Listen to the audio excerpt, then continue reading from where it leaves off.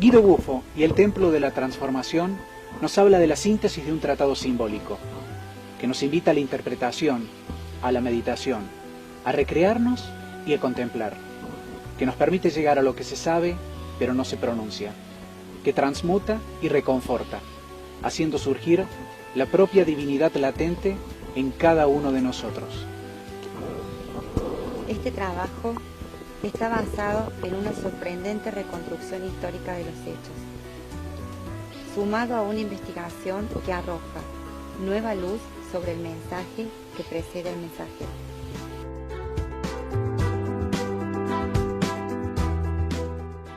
A más de 20 años de nuestra primera vez en este lugar, nos vemos a nosotros mismos como un puente que une distancias en el tiempo y en el espacio, que une lazos invisibles que esperamos, más bien ansiamos que algún día lleguen a materializarse y se haga realidad un gran sueño que ambos poseemos.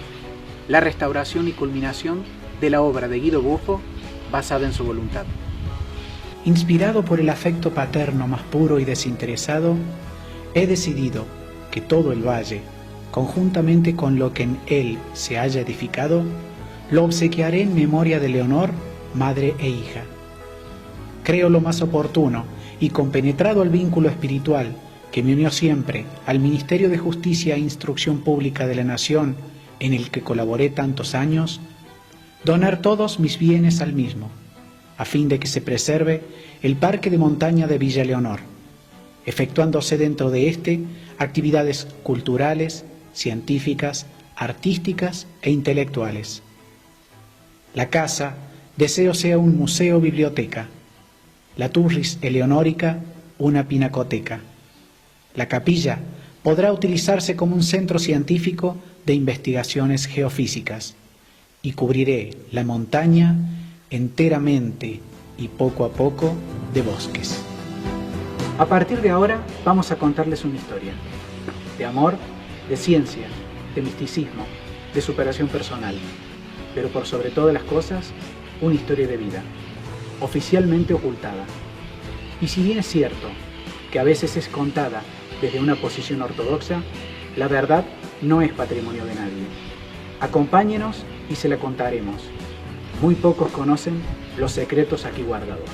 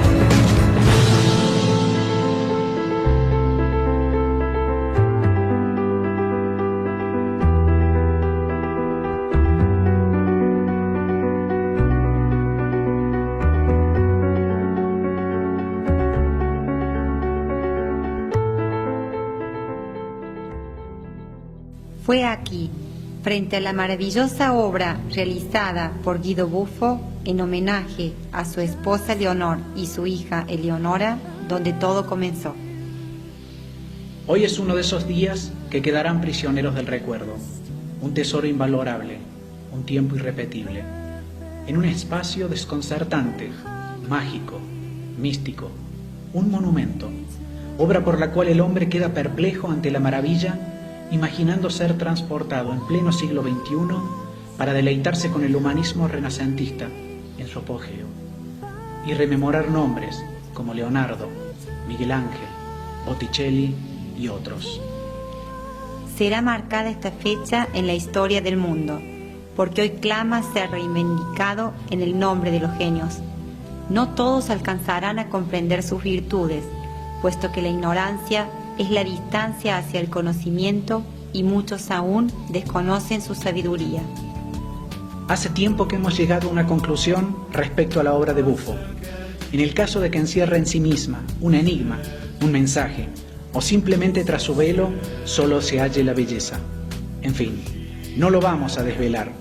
De esta manera seguiremos soñando e imaginando, y cada cual tendrá un universo por descubrir en su legado, uno que dejó a todos los jóvenes argentinos no anquilosados, con fuerza para torcer el destino e ir más allá de nuestras posibilidades. Hoy, en puño y letra forja la palabra una obra que tiene fundamento propio, que no necesita de ficción, sino de creatividad, porque no puede aguardar en el umbral del olvido este perpetuo legado. Revélese lo incógnito que los años han velado, que el pasado ha preservado, que el presente hoy vibra porque se ha manifestado, y difúndase su nombre con perenne inmortalidad. Guido Buffo nace un 12 de marzo de 1885 en Treviso, Véneto, al norte de Italia. Estudia en el Gimnasio Liceo e Instituto Técnico. Se perfecciona en Bellas Artes en Venecia y luego asiste en Francia a la Escuela Marcel de París. En 1910 llega a la Argentina y se instala en Córdoba, donde conoce a Leonor Allende. Leonor Allende nació el 11 de abril de 1883. Fue la primer periodista cordobesa. En 1914 contraen enlace y en 1917 nace en Rosario su única hija, Eleonora Vendramina. Eleonora escribe 2 libros de poesía, como La Flor del Aire y Maravillosa Aurora.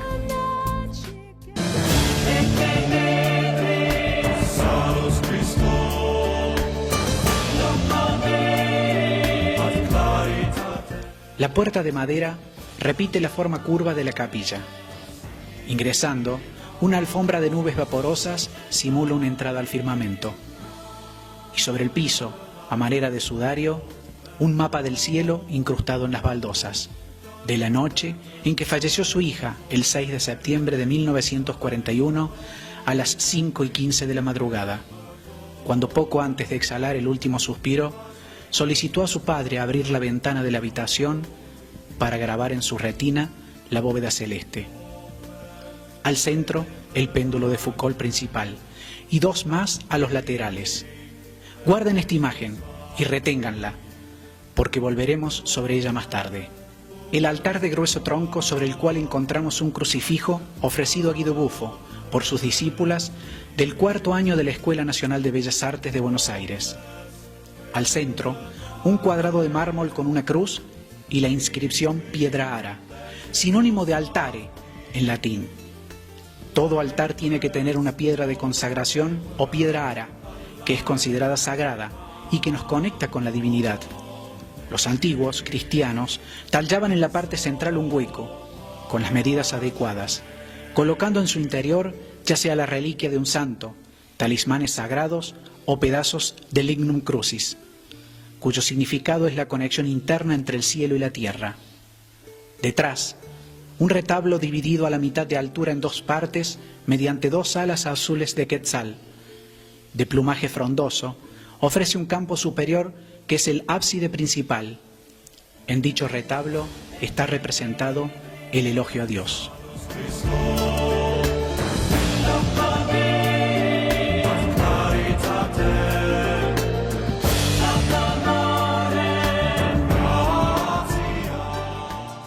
Manos de diáfana transparencia sostienen con suavidad una burbuja que flota, desprendiéndose de ella pequeñas partículas chispeantes de brillo y luz, cubriendo todas las paredes de la bóveda de un intenso color azul, cuajada de nebulosas y estrellas, de gérmenes de vida, llevando en su interior un ser mineral, vegetal o animal, cada uno envuelto en una sutil esfera transparente.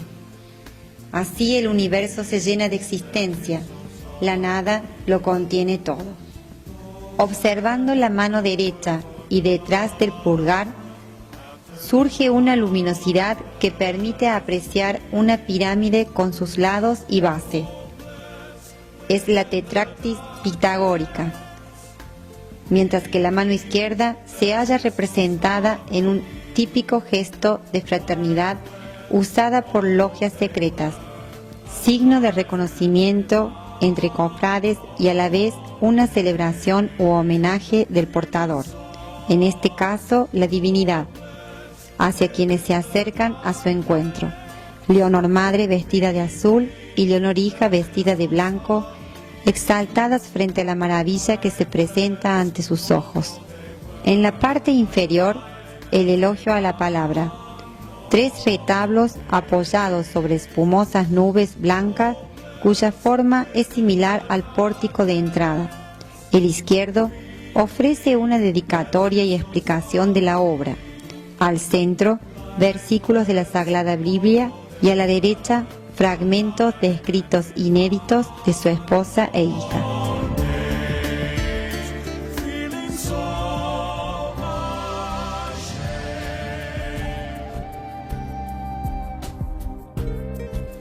Girando hacia derecha o izquierda, observamos lo mismo.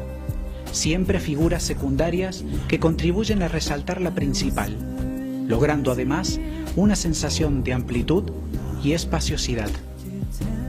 Todo está diagramado en forma piramidal o triangular si se quiere, y si se encierra en un círculo la figura central, se pueden observar al resto en número impar, dispuestas de modo que alternan claroscuros y juego de luces, logrando un efecto de relieve de la figura central. La sensación que produce es que se nos viene encima. Sobre un suelo de lirios blancos, entre nubes vaporosas, se halla la imagen de Leonor Madre. De mirada penetrante y serena, persigue al espectador sin quitarle el paso ni la huella. Entre sus brazos acuna a su pequeña hija. Entre transparentes tules, la niña duerme acurrucada. Ángeles velan su sueño y pétalos de flores perfuman este cuadro. Una cruz luminosa aúna la santidad del amor divino a la del amor humano. La simbología de algunas figuras está delineada por lo que a Buffo lo sorprendía. Al revisar sus anotaciones y bocetos, y lo que definitivamente dejó plasmado, hemos hallado relaciones con objetos o símbolos en los paneles de la capilla, con algunos versos del poeta inmortal Dante Alighieri. En forma, pues, de blanca rosa he visto allí mostrarse la milicia santa que hizo su esposa con su sangre Cristo. Estamos en presencia de un simbolismo oculto, ya que la cándida rosa es la blanca que se halla en la pared del elogio al sentimiento, que a su vez posee el mismo color de los aspirantes a la iniciación en los misterios antiguos. Posteriormente, hace referencia a la sangre de Cristo, de color rojo, representada sutilmente en algunos pétalos y mucho más en las espinas del tallo. Está de más añadir a qué precisamente Buffo lo hace con su característica simpleza de transmitir crípticamente con las formas y los colores. Bajando la mirada, hallamos un suelo de lirios blancos. Los lirios, también llamada flor de lis, representan el árbol de la vida, la perfección, la luz, la resurrección y la gracia de Dios que ilumina. Es a su vez el conocimiento que viene del cielo. Un coro de 4 ángeles músicos con luminosas alas desplegadas completan el cuadro. Alas azules de Quetzal dan la impresión que fueran el límite de una puerta abierta entre mundos paralelos, el terrestre y el celestial, permitiendo la comunicación con Dios a través de esa música angelical. Dichos ángeles, al hacer sonar sus instrumentos, de acuerdo a la ideación de Guido, construyen un puente que comunica a los hombres con Dios.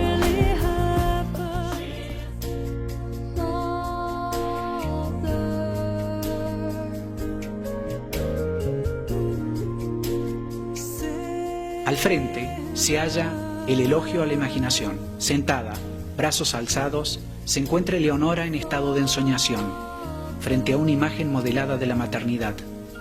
Su madre, junto a Palas Atenea, contempla dulcemente a su hija ante este puro sentimiento de amor. En un segundo plano, aéreas escalinatas se dirigen al infinito a través de la escalera de Jacob. También forman parte de este retablo las 9 musas inspiradoras, cada una simbolizando un arte, y que de acuerdo a una obra neoplatónica del siglo XV, están íntimamente ligadas a la música de las esferas.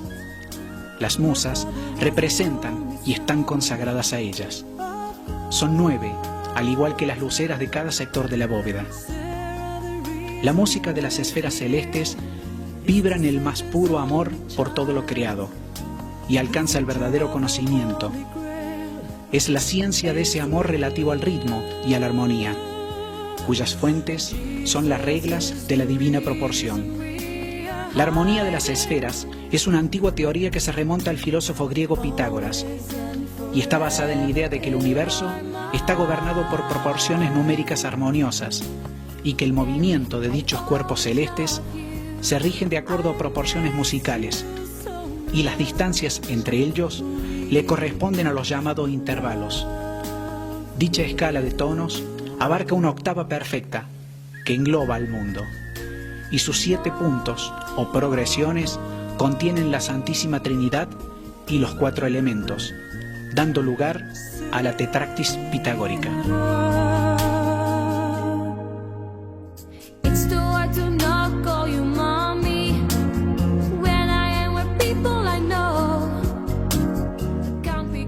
La pared que contiene la puerta quedó inconclusa. En ella estaban escritas las palabras macrocosmos y microcosmos, refiriéndose a la vez al mundo y al hombre. Reuniría en sí a todas las posibilidades del intelecto y la sensibilidad que el hombre ha recibido de Dios para trascender la vida y alcanzar la felicidad.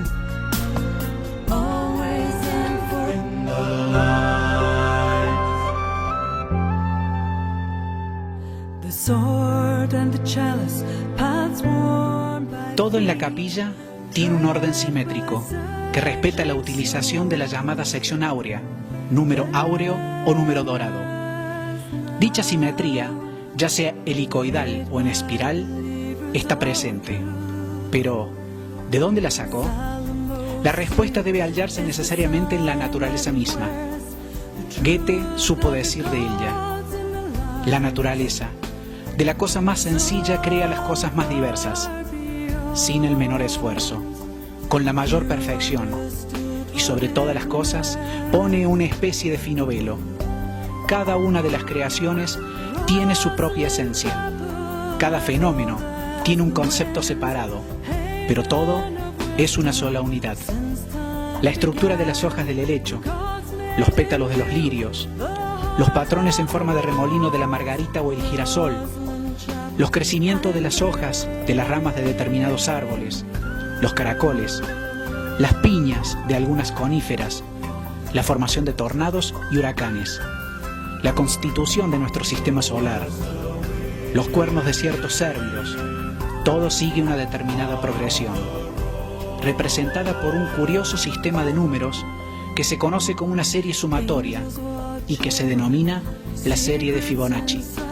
De igual manera que el crecimiento se expresa mediante la repetición de patrones, el arte y la arquitectura se expresan a través de la armonía, que no es otra cosa que la repetición de las proporciones.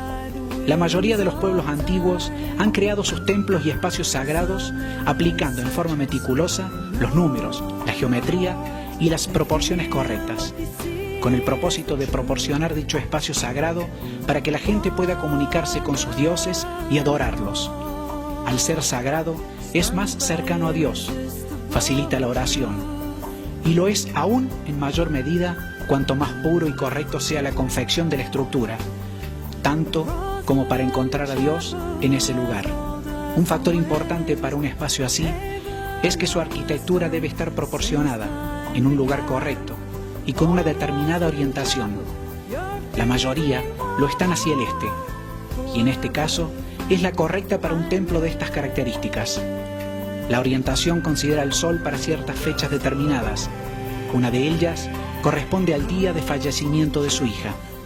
Todos los 6 de septiembre, el sol penetra por una lucera iluminando la imagen de Leonora.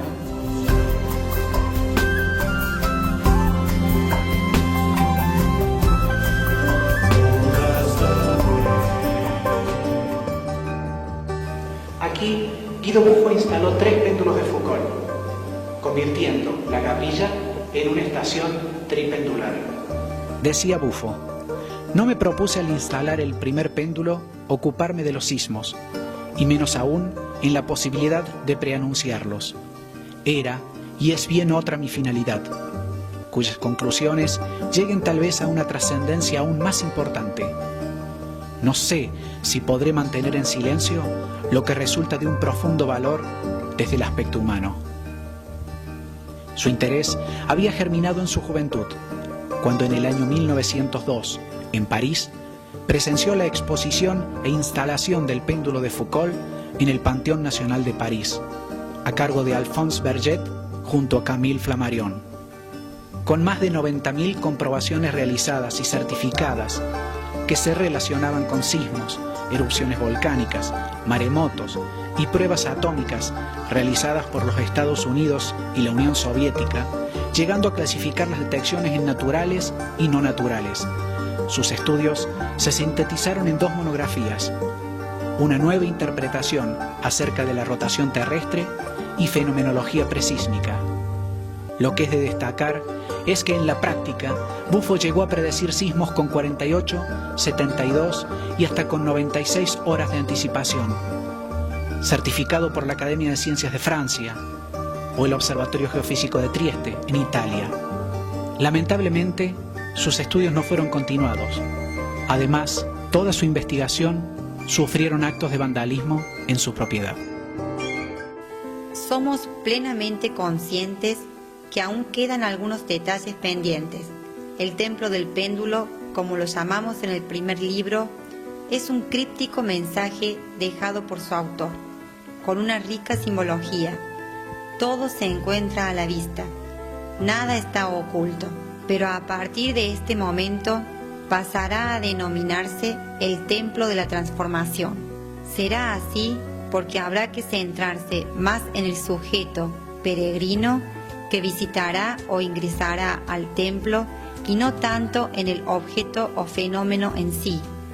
Dicho peregrino será el que se transforme y deberá ser capaz de alcanzar los secretos del conocimiento para identificarse con el simbolismo encontrado.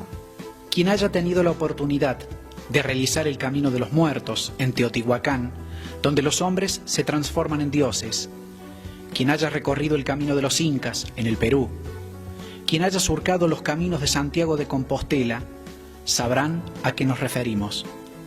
Pero a partir de ahora, los peregrinos tendrán un lugar sagrado al que se le han corrido los velos, el camino al Templo de la Transformación, que aún guarda entre sus paredes la energía griálica que ayudará a quien abra su corazón y su mente a tomar la decisión de cuál es el camino a recorrer. Hemos sido parte de esa otra historia oculta, la que crípticamente aseguramos se fue revelando, pero no debemos apresurarnos, porque el mensaje desvelado, si cabe, es trascendente e histórico por partes iguales. Se nos aconsejó en reiteradas ocasiones desestimar la investigación sobre la vida y obra de Buffo y su familia. Tanto mientras vivía como a posteriori de su muerte, siempre hubo silencio, pero no solo esto, sino también humillación y barbarie. ¿Qué buscaban tan afanosamente aquellos que desmantelaron su casa, destruyendo efectos personales y obras de él y su hija mientras aún vivía? ¿Qué buscaron una vez muerto, tan inescrupulosamente, hasta llegar a intentar abrir sus féretros en la cripta familiar? ¿Qué secretos se hallaban ocultos simbólicamente en la capilla o templo del péndulo? ¿Qué buscaba Guido Buffo en el sur argentino a poco de llegar a nuestro país? ¿Qué encontró en su investigación sobre el menhir de la figura coronada de El Mollar de Tafí? ¿Perteneció a alguna sociedad secreta, al igual que Leopoldo Lugones, Juan Ambrosetti, Martín Gil y tantos otros? Guido Buffo, maestro, pintor, escultor, arquitecto, músico, astrónomo, inventor, sismólogo, científico, educador, filósofo, escritor. Incursionó también en botánica y zoología. En síntesis, un hombre multifacético, para muchos un humanista, un genio.